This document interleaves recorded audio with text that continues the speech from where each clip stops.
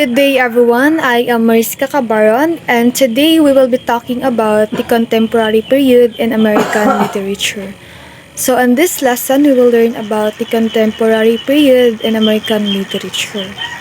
So the contemporary period in American literature begins at the end of World War II. In order to understand this literature and how it developed, we need to look at where it came from. So with writers like Hemingway, Gertrude Stein, and T.S. Eliot, so the modernist period taking place between the 1920s and 40s explore the ways the truth is not straightforward, rational, or clearly defined, but rather how it's completely influenced by human perception. So their writing brought us deeper into the workings of the human mind as means to get at reality. So F. Scott Fitzgerald was an Irish author and screenwriter, often hailed as the leading voice of loose generation. So loose generation of the 1920s and the jazz age. So Fitzgerald is counted among the greatest authors of the 20th century. He wrote 4 novels, 4 collections of short stories, and 100 short stories of his lifetime. Some of his famous work include The Great Gatsby, Then There Is the Night, and The Side of Paradise. So next slide. One of the 20th century's greatest American writers, renowned for his novels showcasing the flamboyance and exist of jazz age, popularized in his short story collection, The Tales of the Jazz Age. So next is F. Scott Fitzgerald's life was a complex tapestry of experience that influenced his writing, encompassing themes of love, ambition, disillusionment, and the complexities of the American dream. So Winter Dreams by F. Scott Fitzgerald is counted among his greatest short stories. The story is a thematic precursor to his famous novel. The Great Gatsby is admitted by Fitzgerald, who described Winter Dreams as a sort of first draft of the Gatsby idea.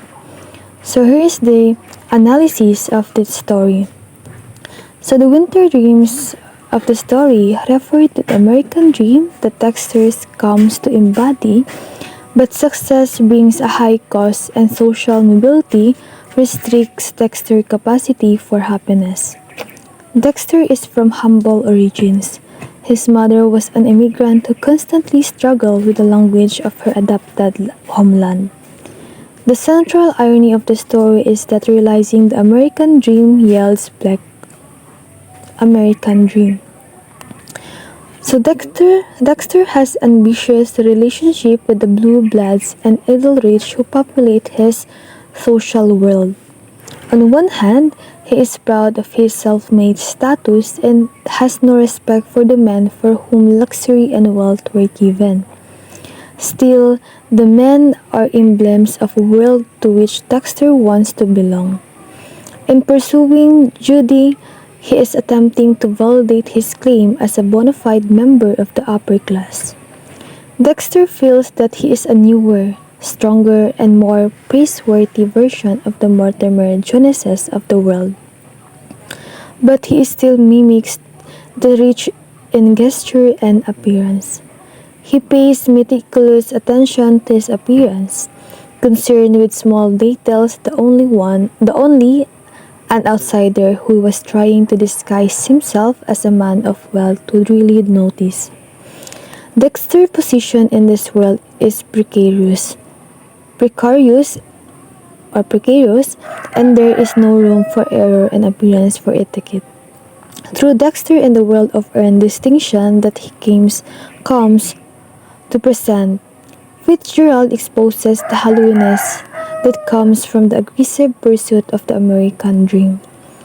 Wealth and social status substitute for strong connection to people, eclipsing the possibility of happiness of emotional fulfillment.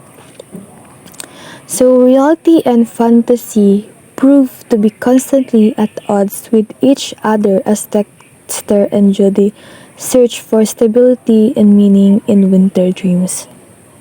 Dexter is the victim of his so-called winter dreams, adolescent fantasies that he's never able to fulfill. As he searches for happiness and love, he wisely focuses his quiz exclusively on Judy Jones, making her the sole object of his romantic projections. However, rather than provide fulfillment for Dexter, Judy and her displays of affection simply triggered more yearning. Dexter never sees Judy for who she really is. Rather, he sees her as an ideal womanhood and the embodiment of perfect love. Later, Judy reveals her self-serving nature when she confessed that she is breaking off relationship with a man who has pursued her simply because he is not adequate financial means. So Dexter, still blinded by his idealistic view of Judy, cannot digest this information because it suggests that reality of who Judy is. So Winter Dreams by F. Scott Fitzgerald is a story of lofty ambition and unbridled passion. So life's not as simple as it seems as Dexter realizes the better truth at the end. So he realizes that all he was chasing was an ephemeral dream. So that's conclude of my report. Next is let's discuss William Faulkner. William Faulkner was born in New Albany, Mississippi on September 25, 1897. He grew up in nearby Oxford, Mississippi, where his father owned a livery stable. A reluctant student, Faulkner left high school without graduating but devoted himself to undirected reading, first in isolation and later under the guidance of a family friend.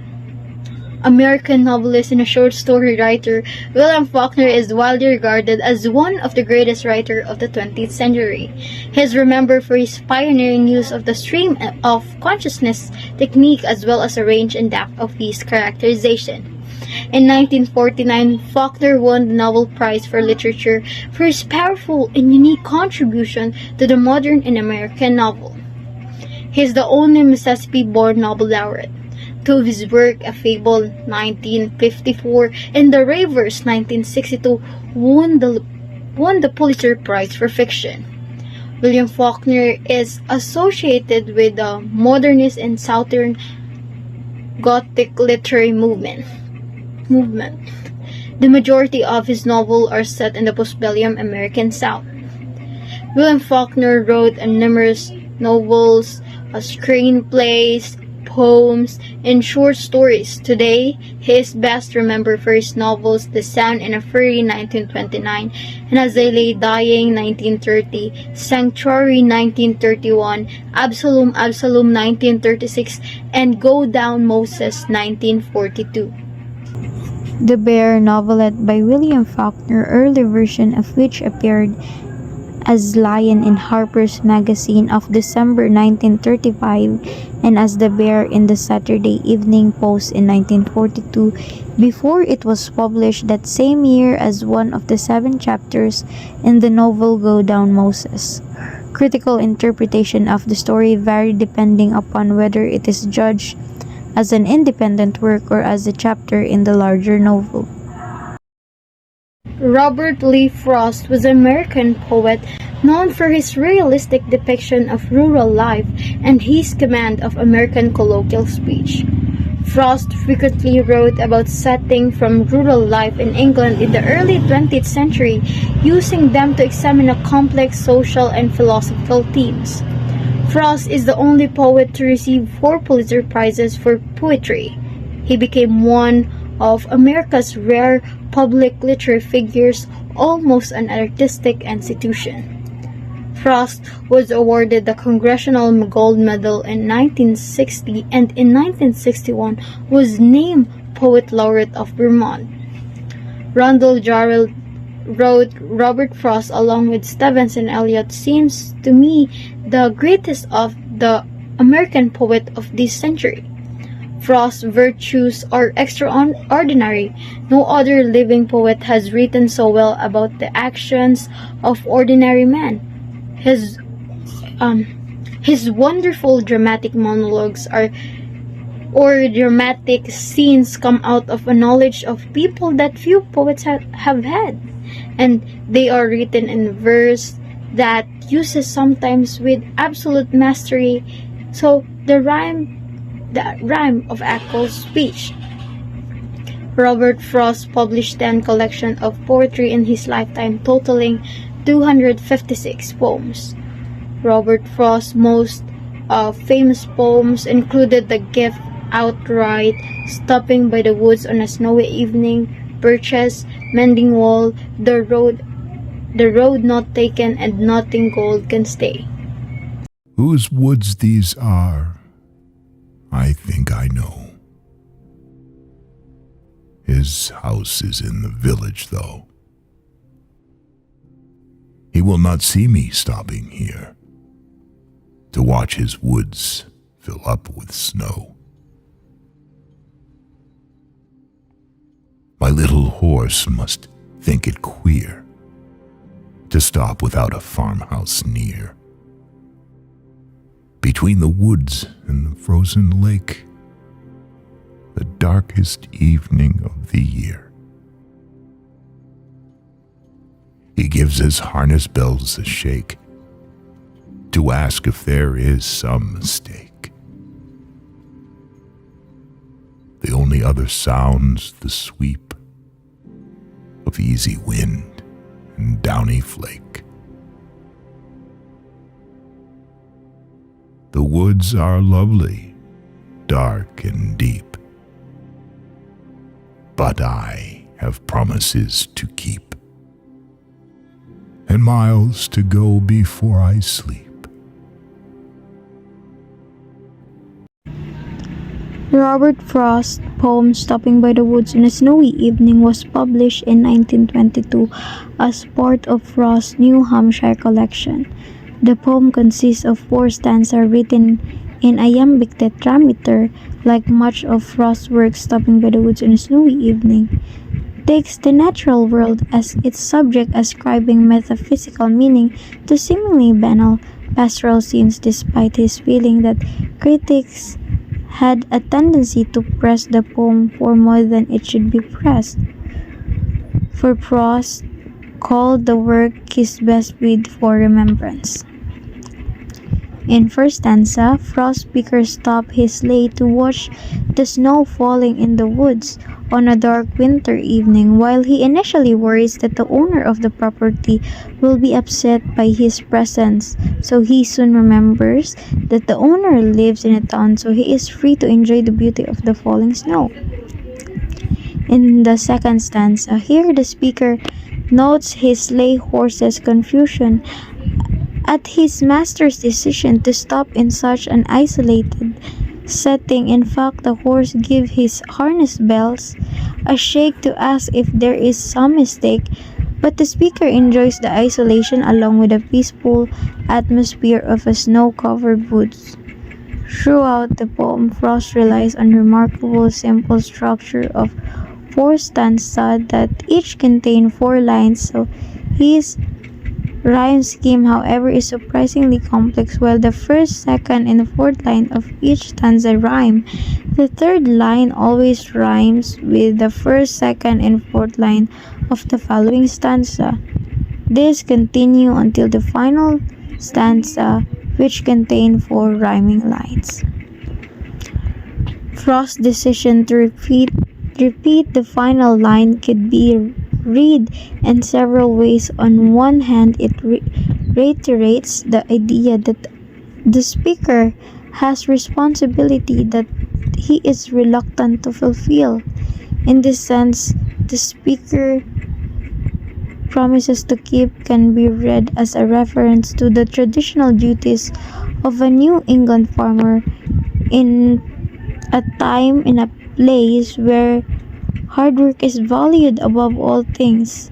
Watching snow fall in the woods may be viewed as trivial indulgence. Even a work animal the speaker allows who would think it queer. On the other hand, the repetition of the final line could be a signal that the narrator is slowly falling asleep within his interpretation. One could argue that the poem actually ends with the death of the speaker, lulled into a deep sleep by the cadence of the softly falling snow. Prominent author during the contemporary period is Ernest Hemingway. He is considered or recognized because of his works and great works. So he is an American novelist and a short story writer who received the Nobel Prize in Literature in 1954. He was known for both the fierce masculinity of his work and his wild and well-publicized life. His concise and straightforward literary style had a significant impact on American and British fiction in the 20th century. He also served in World War I and worked in journalism before publishing a story collection in our time.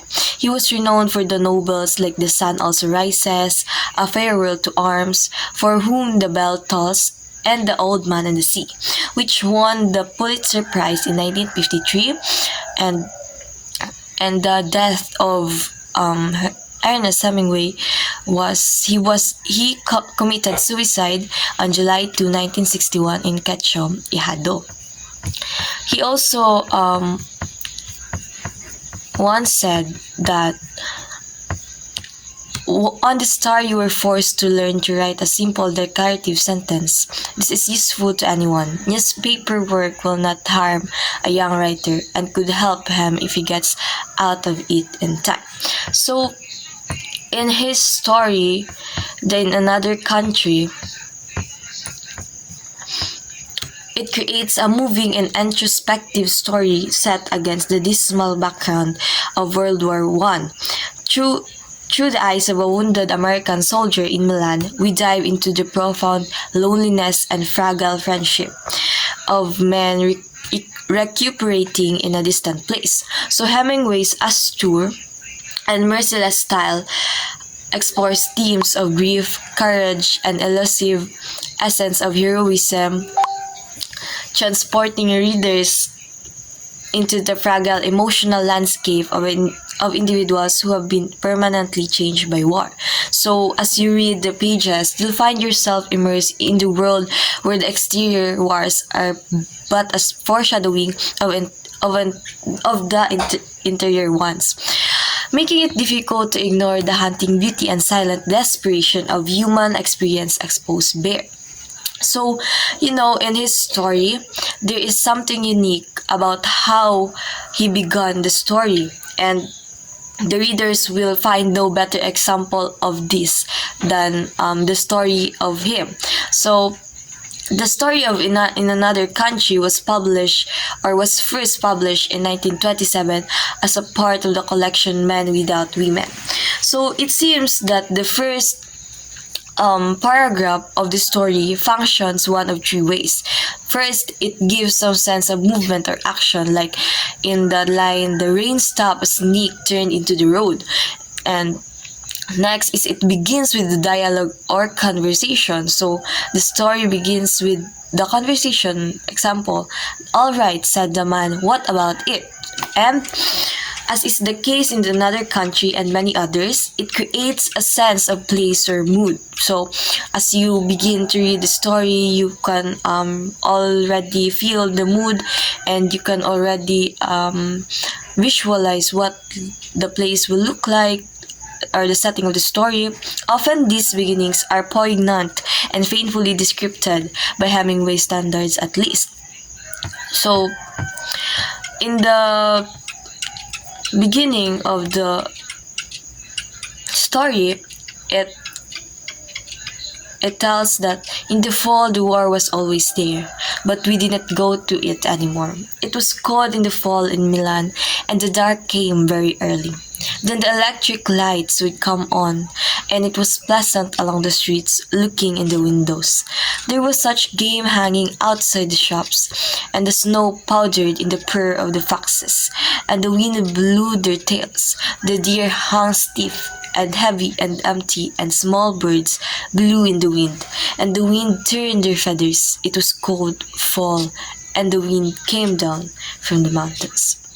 So, as you can, as you delve into the story, you will know that the setting was in World War One in Italy.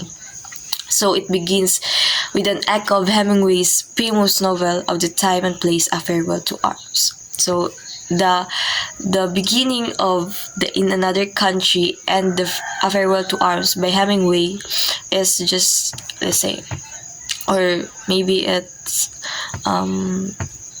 near the same. So right now we will be tackling about on what is really the story all about. So the story will all about is the American soldier receiving physical therapy for wounds he has received in combat. So far from front in Milan, the narrator and the four other patients make their way through the streets of the city on their way to the hospital to receive treatment. So there are patients that are exposed to revolutionary treatments using new machines, and they naturally have doubts about the efficacy of the new treatments. So the wounded veterans are naturally bitter about their wounds and the treatments they receive. So the American later learns that the major is suffering emotionally because his young wife recently, and the story ends with the patients continuing the cycle of pointless treatment at the hospital and the major staring out the windows. So the key of the story is the expression given by the narrator as he describes the mental condition of his fellow patients. So he was speaking of the lieutenant, the most decorated of the group. The narrator points out that he had lived a very long time with death and was a little detached. We were a little detached, so as the story said. The idea of detachment naturally fits the story as readers would expect. His writings typically address social and economic concerns. His 1939 novel, The Grapes of Wrath, depicting a family's journey from the Oklahoma Dust Bowl to California, earned the Pulitzer Prize and the National Book Award. So Steinbeck worked as a command journalist during the World War Command II, and was given the Nobel Prize in Literature in 1962. So he also stated in his journal in 1938 that in every bit of honesty in the world, there is a base theme. To try to understand men. If you understand each other, you will be kind to each other. Knowing a man will never leads to hate and nearly always leads to love. So, his story, Flight, is a 1938 short tale that appears in his short story collection, The Long Valley, which enters the Salinas Valley in California. So, the tale revolves around a young man from a rural California who travels into a town and murders a drunk man in a fight. He must escape to the mountains to avoid being apprehended and arrested. Hence, the title Flight of Steinbeck's novel is about coming of age and path to manhood and the harsh terrain of the California's valleys, among other themes. So, the story was carefully constructed coming-of-age tale that chronicles a 19-year-old boy ascends to manhood, quick to aggression to hunted animal, and tends to his manly and untimely death. The protagonist in the story is Pepe, so the bida or the protagonist is Pepe, whom his mother refers to as nothing more than a lazy peanut. Apparently, Pepe has spent his entire life in indolent ease, basking in the warm sunshine on his mother's small farm in California. One beautiful day, Mama decides to send Pepe to Monterey to fetch medicine for the family. Pepe, excited that his mother is allowing him to make such a journey alone, takes her decision as a sign that he will finally become a man and assume the responsibilities of his deceased father.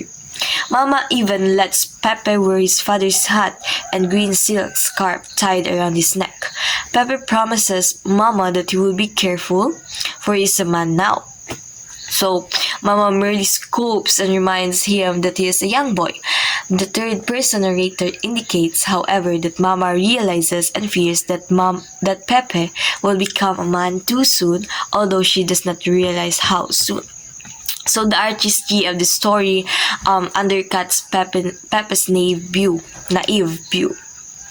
It invites us to question the meaning of manhood, to regret that Pepe learns nothing of the irony of his view of manhood, to mourn the loss of a youth with such bright potential, and to evaluate this devastating social code. So, Flight is not only the story in which Steinbeck ridicules society's conventions and beliefs about the meaning of manhood. So, discussed with society's absurd rituals and convention, as well as the callousness of such institutions such as banking and business, runs throughout most of his works. So if you want to read something that tackles about more social issues, or certainly or specifically about manhood, you can read the stories of Steinbeck because it is his forte.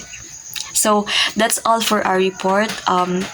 I hope you listened well, and I hope you gained something from us. And that's all. Thank you for watching.